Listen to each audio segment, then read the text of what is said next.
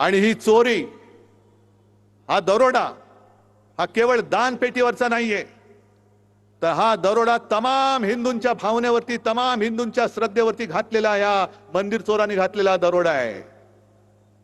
आणि न्यायमूर्ती तुम्ही झालं पाहिजेत.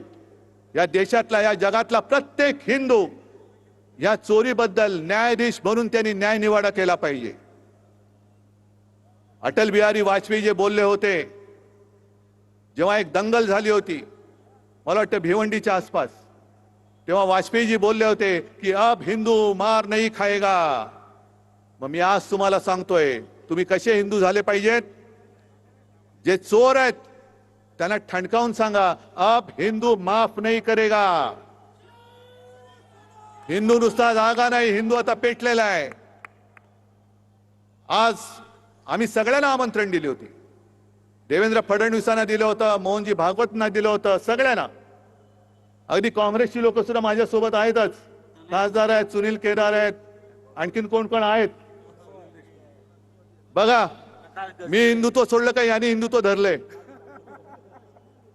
हे राम म्हणजे कोणाची तुमची खासगी मालमत्ता नाहीये हो. भाजपचे कोणी आहेत का इकडे? सगळे राम भक्त आहेत. भाजपचे कोणी आहेत? मग हिंदुत्व कोणी सोडलंय? मंदिर चोरांची बाजू घेणारा राम भक्त असू शकत नाही. म्हणून मला फडणवीसांना सांगायचंय की शब्दाचे खेळ करू नका. राम रक्षा येते की नाही? राम रक्षा स्तोत्र येत नसेल, पण मला रामाची रक्षा करायला येते आणि ते केल्याशिवाय मी राहणार नाही, मागे नाही हटणार.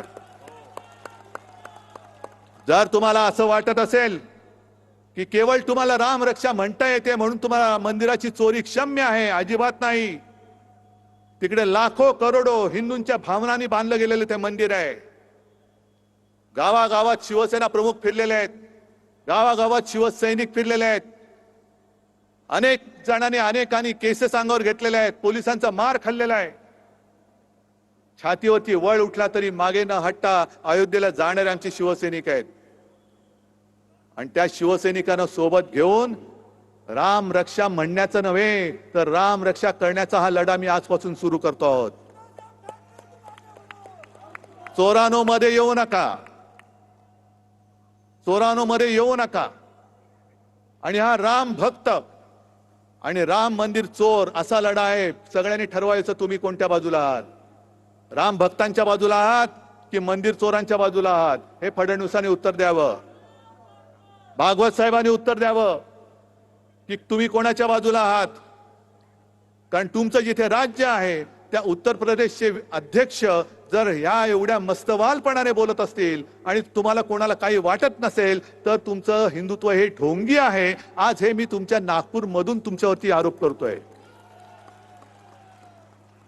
हा लढा जो आहे हा केवळ मुंबई नागपूर पुरता मर्यादित ठेवून चालणार नाही. जसं मी म्हटलं की मी सगळ्या प्रमुख शहरात जाणार आहे, इतर राज्यात सुद्धा जाणार आहे. तुम्ही जिथून जिथून आलात, ज्या गावातनं आलात, ज्या खेड्यातनं आलात, 5 असतील तर 5, 10 असतील तर 10, 25 तर 25, 50 तर 50, पण राम रक्षेचा हा लढा तुम्हाला गावोगावी खेडोपाडी नेलाच पाहिजे.